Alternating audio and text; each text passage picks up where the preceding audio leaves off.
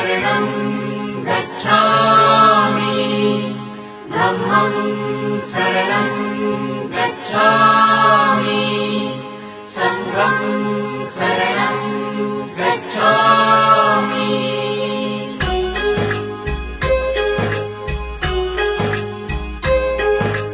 बुद्धं शरणं गच्छामि धम्मं शरणं गच्छामि संघं शरणं गच्छामि त्याग मूर्ति तू शांत चित्त तू योग रूप संसारी